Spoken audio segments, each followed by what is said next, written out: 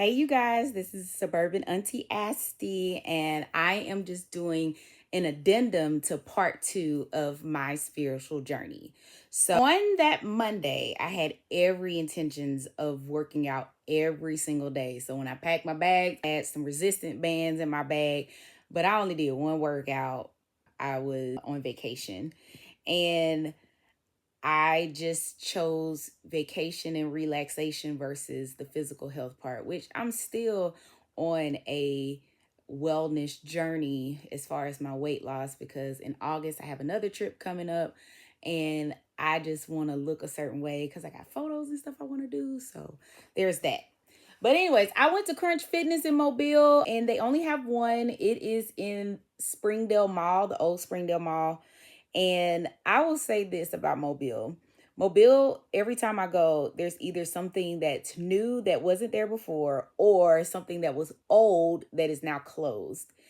And one of the things that I can note is that I have a YMCA membership. I'm nationwide, which means I can go to any of the YMCAs, and they don't have many of them left anymore. So that was a little bit disappointing, but I did like the Crunch facility. It's nice, it's new, and the class was pretty good as well. So after I got done with the class, I ended up going to the health department. And you remember that old statement that said cleaner than the Board of Health? Well, the Board of Health still look clean to me, especially from years and years of being down there before growing up. But in my season of unemployment, I use all the free services that I can get. So I was like, well, I want some birth control. So let me go down here, go get it. I could have did it here in South Carolina, but I know the health system in Mobile a little bit better. So I went there and I went to the appointment earlier than the appointment was set because I was trying to get down to New Orleans so I could get on the last flight out of New Orleans to go down to Puerto Rico. And I will say this, the nurse practitioner was very nice, informative, and I'm wearing pink today specifically for a reason because we need to be doing self-breast examinations at least once a month. So make sure you're doing your tatas, especially in the shower. And the last time I saw my OBGYN, she just said that my breast felt really dense on my right breast versus my left. And the nurse practitioner said the same thing. And I get her thought of, I want to err on the side of caution. So let's order you a mammogram. So I still have to go get that done. But I think that everything's okay. If it's not okay, then we're going to get it taken care of. So anyways, got to see one of my classmates from LaFleur, 007, which is Miss Jennifer Wiggins. It was such a pleasure to see her. She looks a little bit different, but I'm going to say this, the ass still fat, okay? Listen, the one thing that I can say about classmates of mine that went to LaFleur, I know that a lot of these girls had BBLs before. These girls had natural BBLs. I don't know what, if the food, the water, genetics, I don't know what it is. But God done blessed a couple of the people that I know with nice butts. And Miss Wiggins happens to be one of them. So it was good to see it in person again, okay? I'm going to give another review of the Dating Chronicles story of one of the gentlemen that I've been communicating with. So this gentleman, he is in his mid-50s. He's attractive and he has like this salt and pepper beard. He has a natural hairline. He got all his hair. Doesn't look like it's thinning or anything. And then his profile says that he has no kids. And I really hate when I see something like that because I always ask the following questions straight out the gate. Are you married? Do you have any kids? Let's go back to the married part. When I ask, are you married? They will tell me no. Then I will ask again, well, is somebody married to you? You need to ask it both ways. Because for some reason, niggas want to lie for some reason. I hate it. I hate liars, but then lying about your marital status is even more of a red flag for me. So I'll ask right at the beginning. And then if we meet up a couple weeks after meeting each other, I'm going to ask again because I don't want you to think that I forgot because I haven't forgot. I want to know, are you married or is someone married to you? Okay, cool. Moving on. I always let people know I'm divorced, widowed. But moving on, the no kids part. He is, I'm not going to say I'm not going to count, but he's definitely one of the gentlemen that had kids that said he didn't have kids because his child is an adult. I do not like that. I don't like when you say you don't have kids because they are 18 and above. That is not the definition of a child or a kid. They are forever your children, okay? Forever and ever. And especially if it's a girl, I am not a daddy's girl, okay? But I've been with guys who have daughters and their daughters are daddy's girls. And the way that they behave are all the same. And I like it. They get the princess treatment from their father. So when they get older and they go off on their own, their expectations are higher. So my expectation as a woman, one, I want to know, do you take care of your children? Two, not enable your children, but if your children need assistance or help or something like that, are you stepping in to help them and assist? Because as an aunt, my assistance and help for my niece and nephews is probably going to go well after they turn 18. I'm going to help them as best as I can, but I won't enable them. So there is a difference. But the whole they're grown, they making their own money, they got da.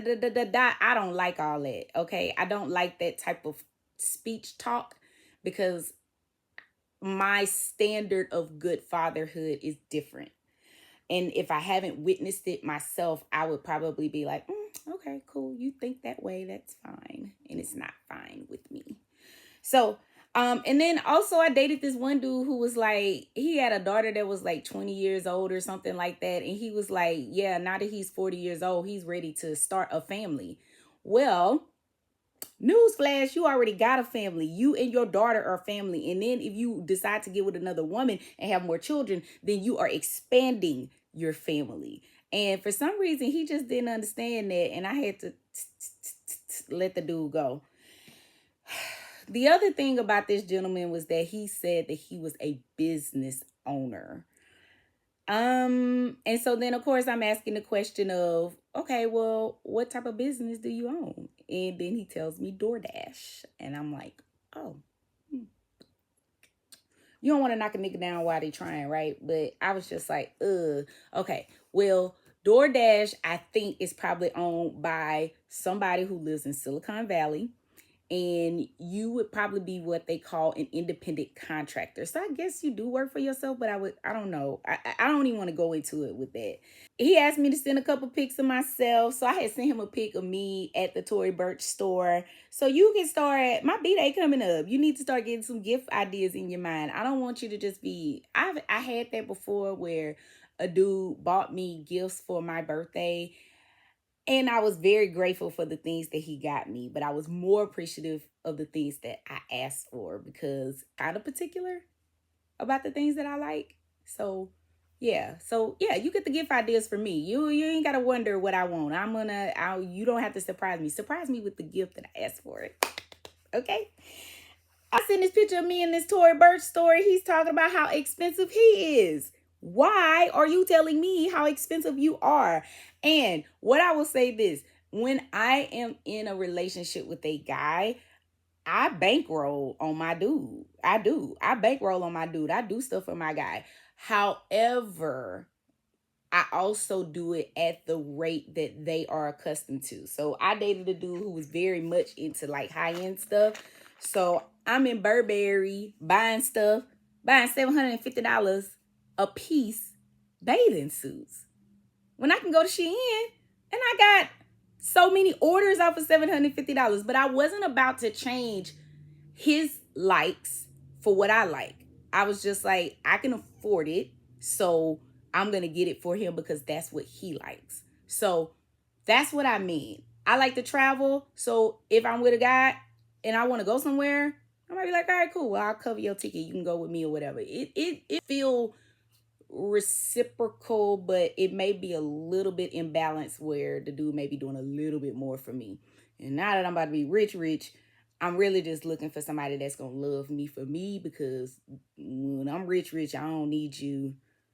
You ain't gotta worry about nothing. I want you to be like Chance to Tabitha. Like, let's relax, let's have fun, let's go do stuff and live our lives in private, because I'm not trying to get all popular. Okay. Anyways, he likes to send multiple pics of himself unprovoked throughout the day. And I'm just like, oh my God, I've already sent you a couple photos. You ain't really got to send me a lot of photos of yourself. It's all good. Thank you very much. But he keeps sending me photos anyways. And then while I was at the doctor's appointment, I got a photo from one of my friends. And then that let me know that Big Brother is always watching us, okay? And I hadn't even posted about this dude yet. And then I get this post from this man. Then I received a photo from Mr. Salt and Pepper and his Tesla, or his Tesla that Elon Musk built, and a glass rose. And I was just like, I bet he sent this to all his hoes. I bet he do.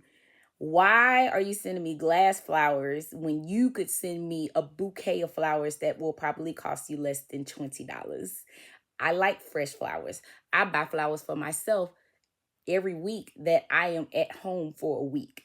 So I don't care about that glass flower. Where are the real ones?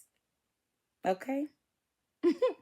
With him, another one bites the dust. I was just like, I'm not really interested. I'm doing this for content. I'm playing around with stuff until I get into the real stuff, because I got the real stuff, but I'm just playing around with this stuff right now. After I left the doctor's appointment, I ran home so I could pack my bags to see if I can get to NOLA at a certain time. And then I had an appointment to meet with Pastor Duke and Lady K. And while I was doing that, I was just really just using that as an opportunity to open up a little bit more as a parishioner of Risen Church. And when I did that, I don't want to really repeat myself, because I do have part 2 of my spiritual journey. So this is just an addendum. The one thing I will say is this: before we got off the phone, and sometimes when people pray for me, I be feeling like a knife going through my chest sometimes when they just say certain words. And he prayed for me and he was like, this is your daughter. And I was just like, I am God's daughter. That be me. But it hit me when he said it, and incorporate that when I pray for other people. I'm like, God, this is your daughter. Make sure you take care of her, because this is your daughter. And don't you like to be a daddy's girl? Because I surely do. Well, I go to the airport to see if I could fly out, and I could not, because the flight was full. And in order for me to get on like standby, was going to be an additional $400, which segued into reconciliation with family. So I ended up reaching out to Coco, and Coco is what I would consider a hybrid of a brother and a father. So I always say, like, my mom had me when she was 15 years old. So Coco is not 15 years older than me, but he's probably maybe 8, 9 years. And what's so crazy was that he was married to two twins, and I was friends with one of the twins, and my mom was friends with the other twin. And the thing about Coco, he has been the most consistent man in my life ever since I met him when I was like a teenager. We went to church together, and he's a Navy man, veteran, and also he's a protector, he's a provider, and he is a father. And those are the things that are most important to him as a man. And one thing that I can say is that before he moved to St. Charles Parish, when he would come doing like Navy recruiting from Mobile to New Orleans, he would stop by my school, pick me up, take me out to Deanie's, get something to eat, because he's like, I know the food on campus is trash. And so he always thought of me. whenever he was in town. And then they moved to St. Charles Parish, him and his family. So then if I just wanted to get away from being at school, then I would go over to Coco's house. And I just love being out there because it's like in the country, nice, beautiful home. And like his kids and his wife, they were always so welcoming and loving to me. Like they were just so excited to see me, and I was excited to see them. And so it always felt like home and family to me. I can really go on and on about Coco. Coco would be the person, if I were to get married again, he'd be the person that walked me down the aisle because I love him that much. And he means that much to me. Over the last few years, I'm going to say right at 32, I'm about to be 36 in 2 days. At 32, that was the mark for me to start speaking up for myself. Like now people are just like, I don't know what's wrong with Asty. She da. And everybody got everything to say. But really and truly, I sat in silence for a lot of years out of fear.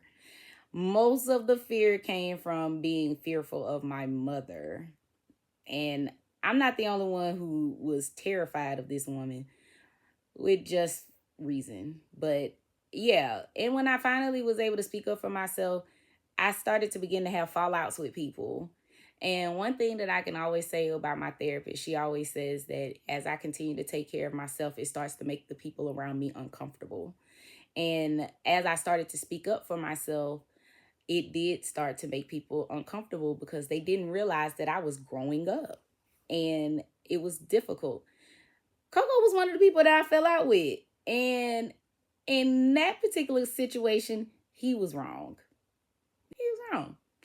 And then when we finally talked and I told him everything that was going on, that's when he started to feel a little shitty.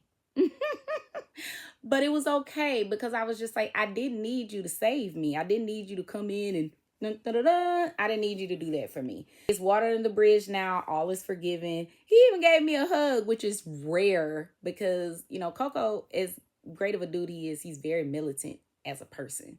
So I was shocked. I'm glad that the flight was not for me on that Monday so that I could work on the restoration of a piece of my family.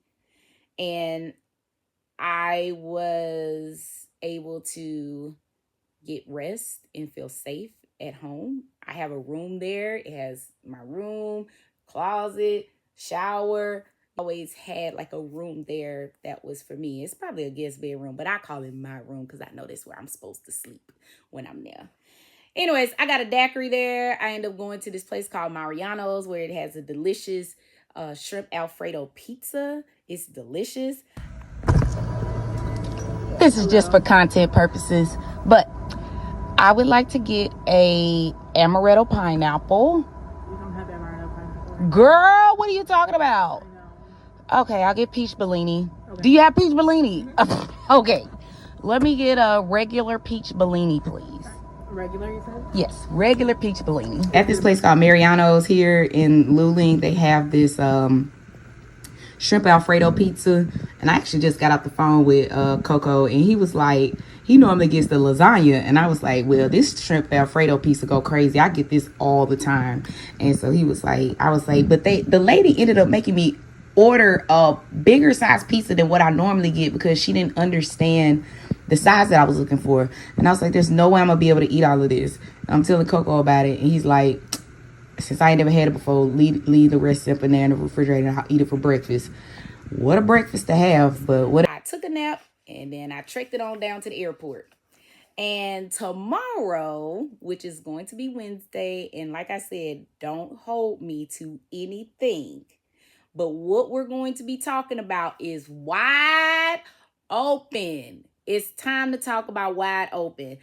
And then we're going to talk about the dating chronicles of God told me to shut up.